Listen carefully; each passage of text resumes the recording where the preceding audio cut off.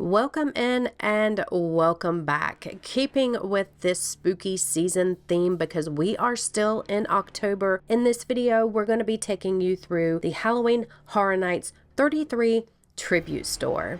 If you have no idea what I'm talking about, or if you've never been to a tribute store, they are merchandise locations that are highly immersive that Universal's creative team comes up with all throughout the year in Universal Studios specifically. They are normally located in two different spots. One can be in between Mel's Drive-In and Schwab's Pharmacy on the streets of Hollywood. In this case, it is located between Revenge of the Mummy and Race Through New York starring Jimmy Fallon. Or if you are visiting during Halloween Horror Nights, it is in the Torture Fair Scare Zone. We have been able to walk through this tribute store twice now and did see some Easter eggs, so we wanted to tell you about some of those. We're not going to spoil everything. We're just going to tell you a little bit about each section. The team at Universal Creative does such an amazing job that once you step through the doors of any of Universal's tribute stores, you are transported and completely immersed into a different world or possibly even a different time zone. As the story goes with this year's Halloween Horror Nights tribute store, you are transported to an apocalyptic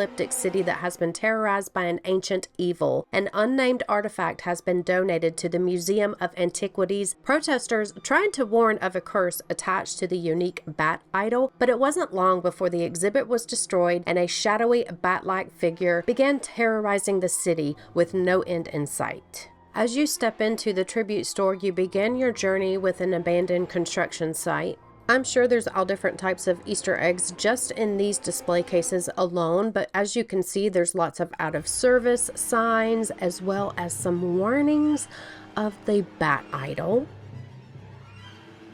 And then you're going to continue to Kurt's Supplies, where you're going to find lots of different survival gear as well as more warnings of a winged creature. You can see some blueprints back there on the wall, some maps telling you where not to go, where all these bat sightings have been located. And I want to know which one of these survival tools would you pick. If you are a fan of The Walking Dead, I think I might pick the Negan bat with the barbed wire on it. Maybe the hatchet, or maybe the frying pan. I don't know. They can all cause some damage. And these are all the fun little immersive interactive things that you can do in any tribute store. They choose a different one each time. You can pay to get your picture on some of the items that are always featured in the tribute stores. Jen and I were looking at all of the Ghostbusters merch. A lot of it is so cute and adorable. I love the Stay Puft Marshmallow Man little backpacks, which we're going to show in just a second. Crop tops aren't for me, but if you do like crop tops, this little Ghostbusters crop top is really cute. Also,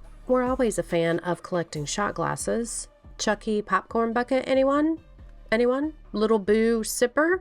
We haven't gotten into collecting these. They're called Screamers. They do them for every single Halloween Horror Nights tribute store, I believe, and you can collect them.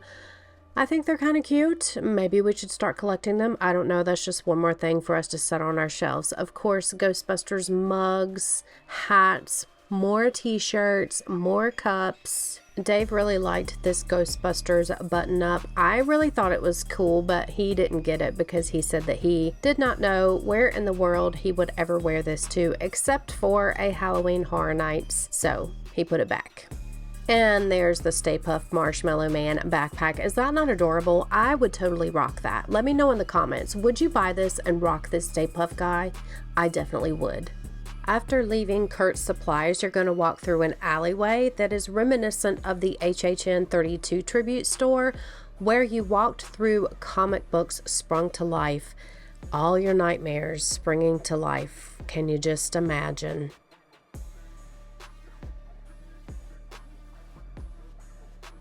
The next section that you're going to wander into is Randall's Signs and Salvage. Now, this place has been marked safe as a kind of like a survivor's encampment, and you're going to come across some of those survivors' little tents and encampment sections. You're also going to see lots of really cool merch in this section. You're also going to see all types of neon signs. If you listen closely, you can even hear the hum from the signs. Also more Easter eggs from some of the past tribute stores, last year's comic book immersive store, and this is one of the encampments. Something that's really cool is these QR codes. If you scan these QR codes, you can follow along with journal entries from one of the museum's employees. There are 5 of them in this tribute store alone, and there are 2 in the mummy store next door. It's kind of a little game that you can kind of play, trying to find all of the QR codes in both of the stores. And of course, this is one of the survivors' little living quarters here. There's all types of different things in here. You can see a sleeping bag, a cooler back there with a thermos, even a makeshift toilet complete with toilet paper and poop stains. Dave told me that that's where I was gonna have to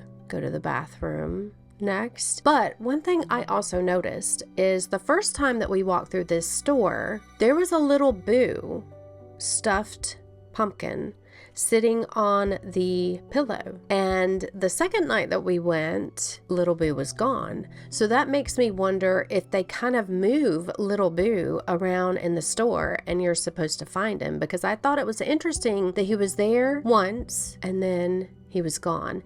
And also, if you notice, the encampment is kind of more disheveled, like more messy than the first time we looked at it. Now, another little Easter egg of information for you, and I haven't been able to find this sign yet, so I'm going to keep looking for it, and if I can find it, I will put it in a short probably.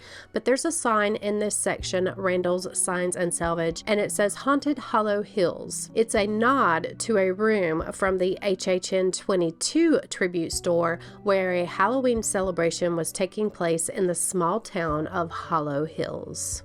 Moving on from Randall's Signs and Salvage, you're going to make your way through a graffitied walkway and you're heading into the underground sewers. It wasn't stinky down there though. If I had to be in a sewer, I would want to be in an HHN 33 tribute store sewer. And if you keep a keen eye out, you can see these warning signs all over the place. Run. Don't walk. Run from the Batilda. In this section, you can not only find merch, there's some Insidious merch there, that red demon guy, he's so scary. You can also find all different types of Easter eggs within the graffiti. There's Batilda there, 33 for Halloween Horror Nights 33. There's Pickle there, which is from the 2022 Green and Red Coconut Club. And of course, no tribute store is complete without their sweets, pastries, and candy section. You can find all types of goodies over here. And fun fact, you can get these same exact candies, sweets, and pastries at the San Francisco Candy Factory, which temporarily has been taken over by Major Sweets, specifically for this Halloween Horror Nights 33. Moving on from the underground sewers of this dystopian city, you're going to come to an out-of-service and destroyed subway station that is located underneath the museum, where a subway car has completely derailed. I was trying to figure out if there's like a fire in there. Is there somebody living in there? I don't know, but it's kind of close to... Oh gosh, there she is. There's Batilda. Run! Run for your life! There's even a fun fact about Batilda. She is a fan favorite of Halloween Horror Nights 32, Shipyard 32, Horrors Unhinged. She was a very cool character in that scare zone. So yeah, even Batilda is an Easter egg. And just when you thought that was it, no wait, there is more. Look at this dig at Disney. Stand clear, por favor. The monorail doors, very cheeky Universal, very cheeky. So that is it, guys. I hope you enjoyed our walkthrough of the Halloween Horror Nights 33 tribute store. We enjoyed making it. Hope you enjoyed finding out all these little tidbits that we learned along the way. If you aren't already, please consider subscribing. It is free. What are you waiting for? Give us a thumbs up. Hit that notification bell so that you know when we post. And we will see you guys in the next one. Later, guys.